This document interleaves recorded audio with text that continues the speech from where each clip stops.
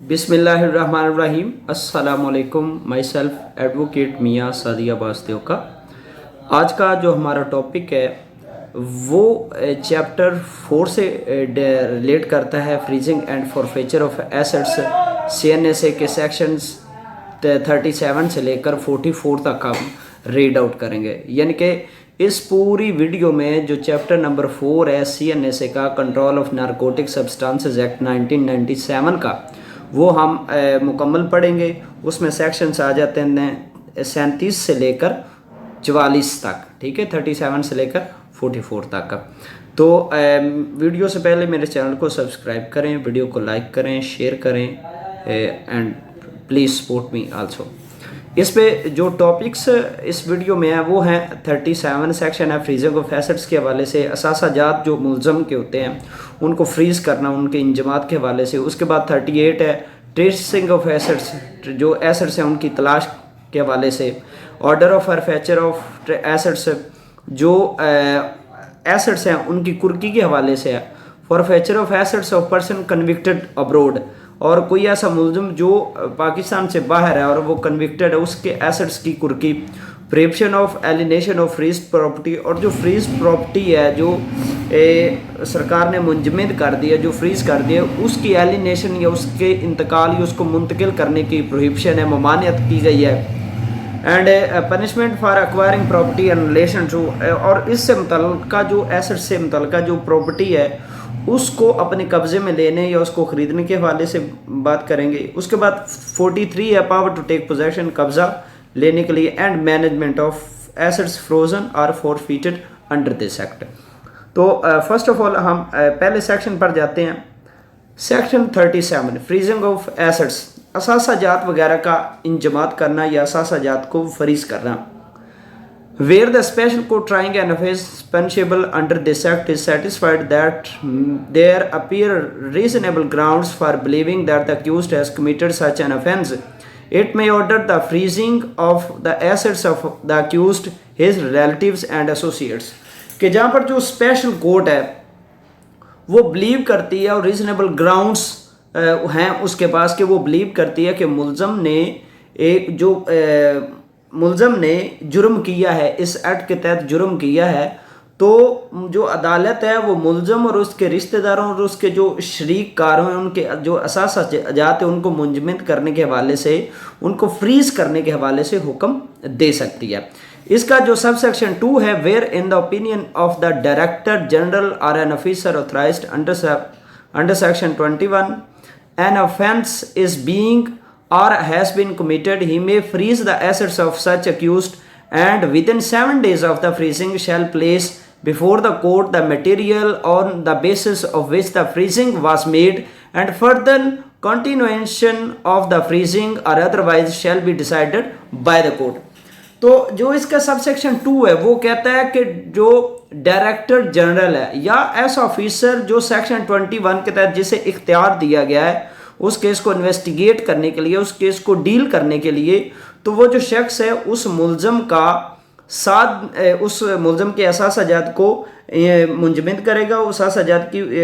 को फ्रीज करेगा, और फ्रीज करने के 7 दिन के अंदर अंदर वो स्पेशल कोर्ट के सामने वो एसेट्स पेश करेगा, जिसकी बिना पर, और साथ में वो ग्राउंड्स एंड एक ब्रीफ रिपोर्ट भी पेश करेगा जिस बिना पर उसने वो उस चीज़ को, उस प्रॉपर्टी को, उस एसेट को फ्रीज किया गया, और अदालत उस फ्रीज के मजीद तसलसल या दीगर सूरत का फैसला करेगी कि इसको फ्रीज को अब रखना, कंटिन्यूसली इसको करना है या इसको डिस्पोज कर देना है। उसके बाद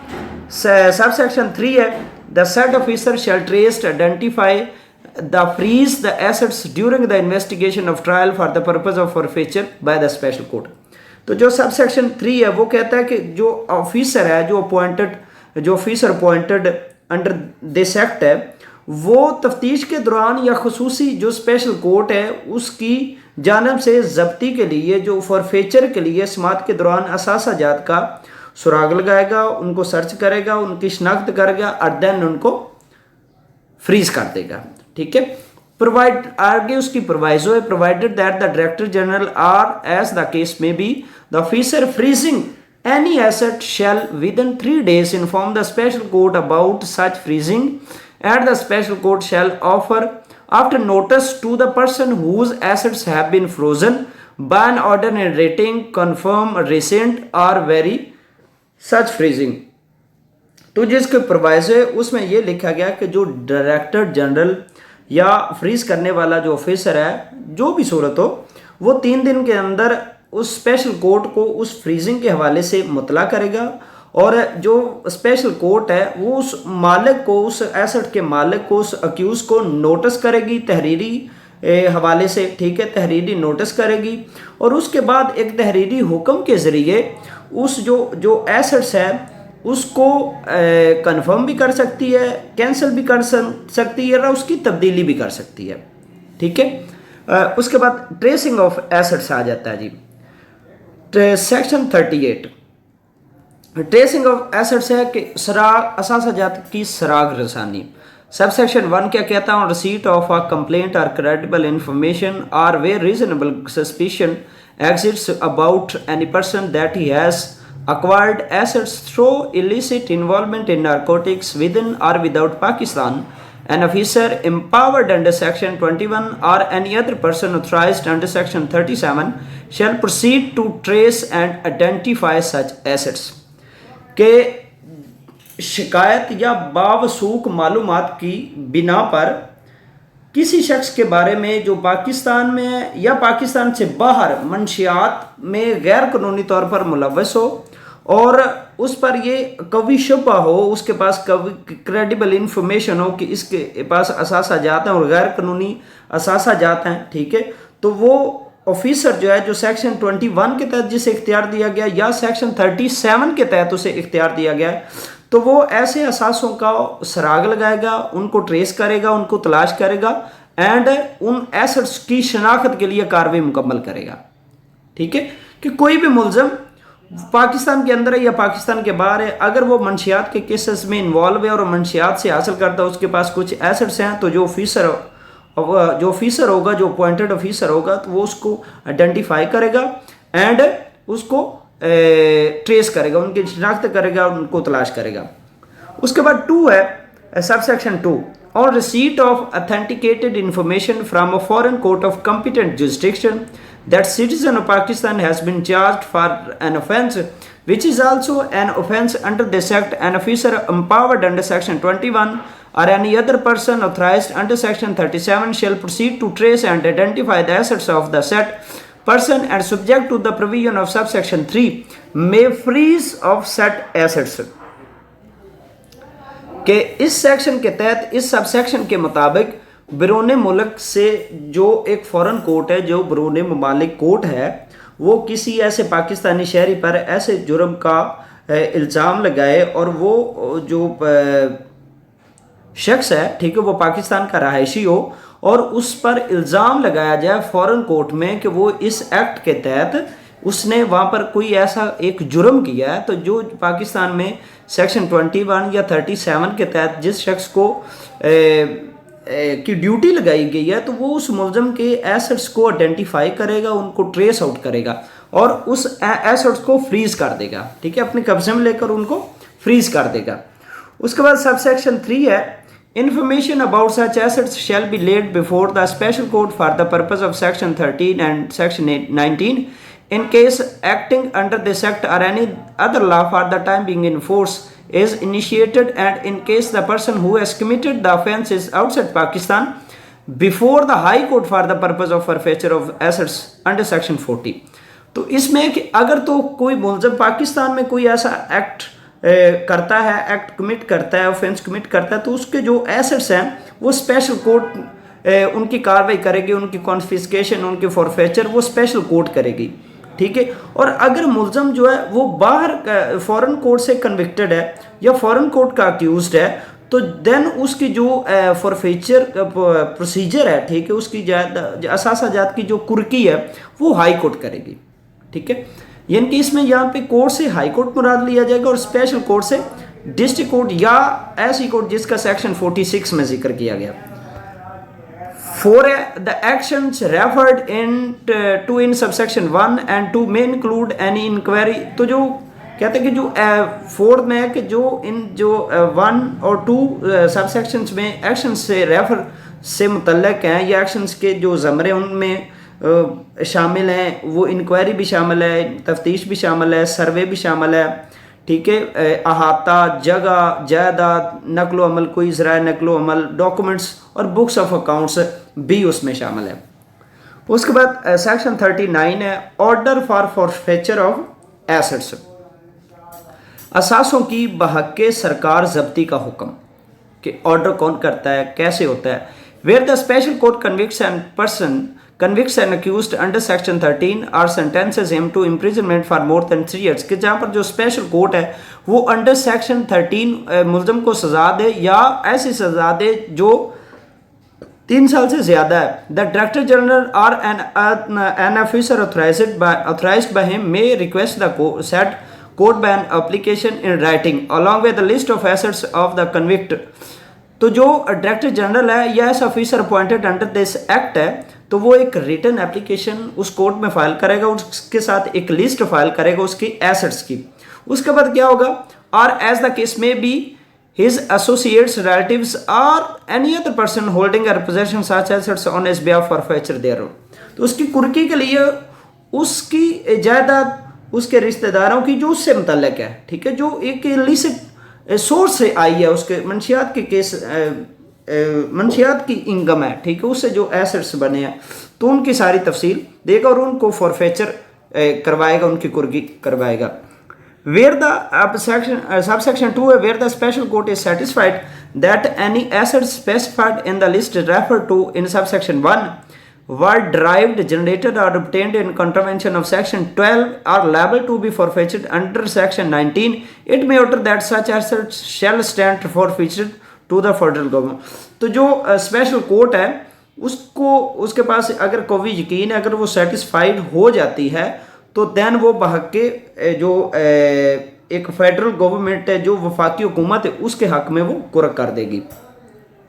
इसकी प्रोवाइजो है, provided that no order under this section shall be made without issuing a notice to show cause and providing a reasonable opportunity of being heard of the person to the person being affected by such. Proviso में ये लिखा गया है कि इस फॉरफेचर के हवाले से, कुर्की के हवाले से कोई ऐसा ऑर्डर पास नहीं किया जा सकता जब तक उससे मुतल्लिका शख्स को शो को नहीं सेंड किया जा सकता, ठीक है, और उसे एक रीजनेबल अपॉर्चुनिटी उसको सुनने उसका मौक़िफ़ नहीं सुना जा सकता। उसके बाद सेकंड प्रोवाइजो प्रोवाइडेड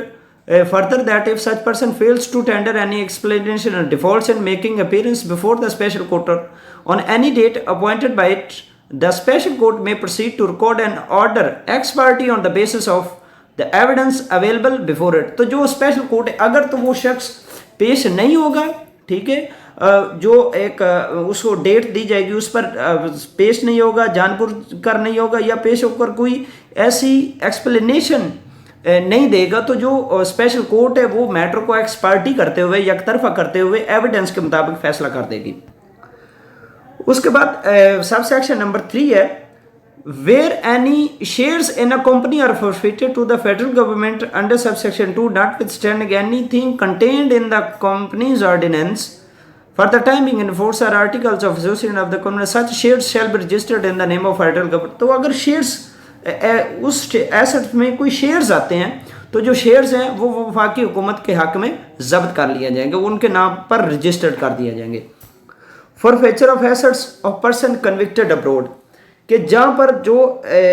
उस शख्स के एसेट्स की फॉरफेचर या उस शख्स के एसेट्स की कुर्की जो शख्स फॉरेन कोर्ट से बैरूनी मुल्क अदालत से कन्विक्टेड है, सजा याफ्ता है, notwithstanding anything contained in any other law for the timing in force where a citizen of Pakistan is convicted by a foreign court for an offence which is also an offence punishable under this act, the special court may on an application made by the Director General or any other officer authorized by the federal government order that the assets acquired in Pakistan by such citizen shall be forfeited to the federal government। तो जहाँ पर वो शख्स बैरून मुल्क अदालत से उसको सजा दी गई, देन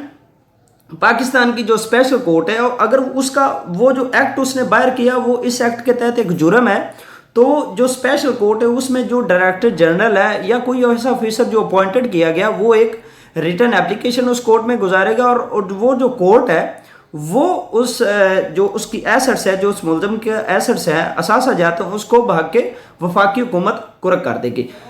इसकी सब सेक्शन 2 है, the special court shall presume upon the production of any document supporting to be certified copy of a foreign judgment that such judgment was pronounced by a court of competent jurisdiction unless the contrary appears on the records, but such presumption may be displaced by providing warrant of jurisdiction। कि जो special court है, अब ये एक exception की किसी हद तक बात करता है कि जो गैर मुल्की अदालत के फैसले की मुसद्दका नकल की तौर पर दस्तावेज पेश करने पर खुसूसी अदालत ये प्रिज्यूम कर सकती है कि ऐसा फैसला जो इख्तियार समात रखने वाली गैर मुल्की एक मजाज अदालत ने सुनाया है, और सवाए उसके कोई बरक्स सूरत सामने आए, को उसके को कंट्रेरी प्रोविजन सामने, को कंट्रेरी बात कंट्रडिक्शन सामने आए, लेकिन ऐसा क्या से इख्तियार समात ना होने की वजह से तर्क किया जा सकता है।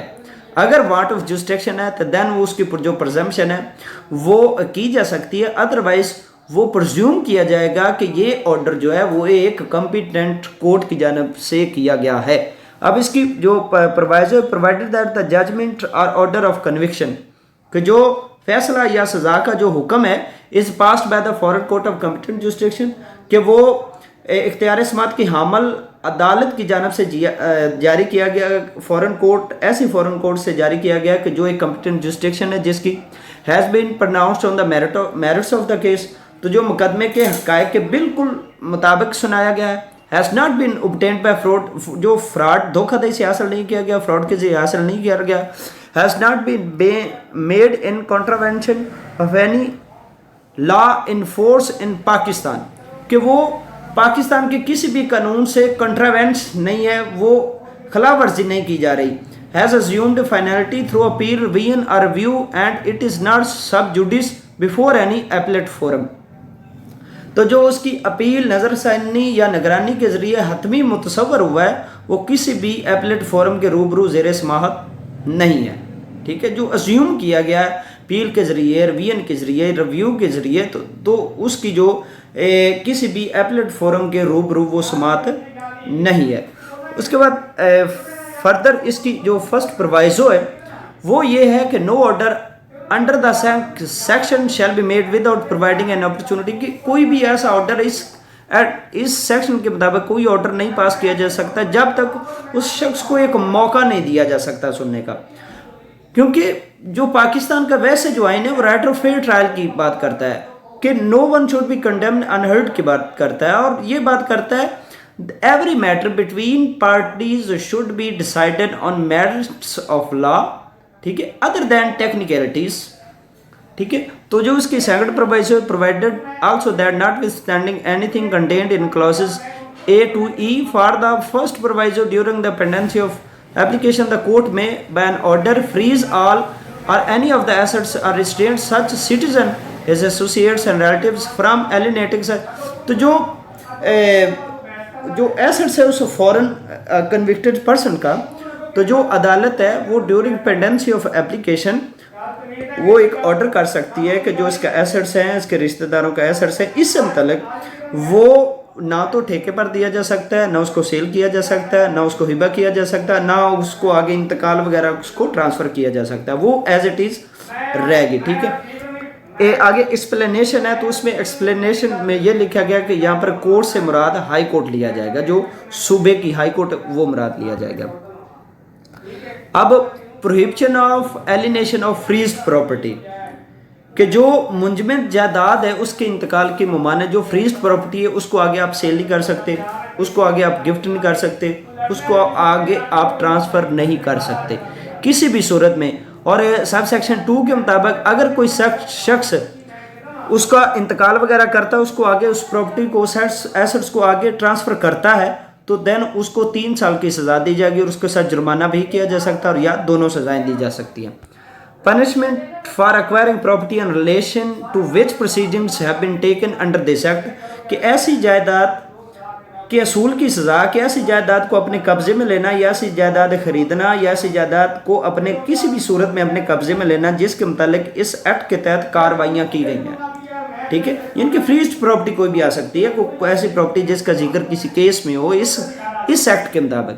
तो अगर कोई ऐसा शख्स अपने कब्जे में वो जायदाद वो एसेट रखता है तो उसको 3 साल की सज़ा दी जा सकती है सेक्शन 42 के मुताबिक। उसके बाद सेक्शन 43 है power to take possession where any asset is order to be forfeited to the federal government under section 39 the special court may direct the person holding or possession such assets to surrender or deliver its possession to the administrator appointed under section 44 and other person authorized by कि जो जहाँ पर उसकी फॉरफेचर का order हो चुका है, asset के फॉरफेचर उसकी कुर्की का ऑर्डर हो चुका है, तो जो स्पेशल कोर्ट है वो उस शख्स को डायरेक्ट करेगी, उसको डायरेक्शन देगी, उसको हदायत देगी कि उसके जो एक उसका मुकर्रर करदा नुमाइंदा है या एडमिनिस्ट्रेटर है या कोई ऐसा ऑफिसर है जिसे इस एक्ट के तहत उसे ऑथराइज किया गया तो उसका कब्जा या उसकी डिलीवरी उस शख्स को दे दे। ठीक है, तो उसके बाद इसकी प्रोवाइजो है कि अगर वो शख्स ऐसा नहीं करता, ठीक है, या वो रिफ्यूज कर सकता है, तो जो स्पेशल कोर्ट है वो सुप्रिटेंडेंट ऑफ पुलिस को, जो डिस्ट्रिक्ट सुप्रिटेंडेंट ऑफ पुलिस है उसको डायरेक्शन दे सकती है कि वो एडमिनिस्ट्रेटर को सिक्योरिटी के हवाले से उसको कंप्लाई करे और उसके साथ जाकर वो मामला सारे ख़त्म करवाए। उसके बाद मैनेजमेंट ऑफ एसेट्स फ्रोजन और फॉरफिटेड अंडर दिस एक्ट। अब ये 44 जो सेक्शन है इस एक्ट के तहत मुंजमद और भाग्य सरकार जब्त करता असासों का जो इंतज़ाम है वो कैसे किया जाए, तो जो फ्रोज प्रॉपर्टी और फॉरफिटेड प्रॉपर्टी उसको उसका निज़ाम कैसे किया जाता है। The federal government may by notification and official gazette appoint any person of federal government or a provincial government as it think fit to perform the function of administrator. तो जो government है वो उसकी फ्रोज करने के लिए, frozen या forfeited के लिए एक एडमिनिस्ट्रेटर को अपॉइंट करेगी। सब सेक्शन 2 में the administrator appointed under sub section 1 shall take such actions and exercise such powers as the federal government may direct to the maintenance and disposal of the assets which are frozen or forfeit। तो जो administrator होगा वो उस property की disposal और उसके assets की frozen के हवाले से जितने भी जो उसको डायरेक्शन दी जाएंगी उनके हवाले से वो सारी कार्रवाई सर अंजाम देगा। तो ये था हमारा लेक्चर नंबर 11, ठीक है, जिसमें हमने पढ़ा chapter number 4 freezing and forfeiture of assets, और इसमें हमने सेक्शन 37 से लेकर 44 रीड आउट किए हैं। ठीक है, चैनल को सब्सक्राइब करें, वीडियो को लाइक करें, शेयर करें। अल्लाह हाफिज़।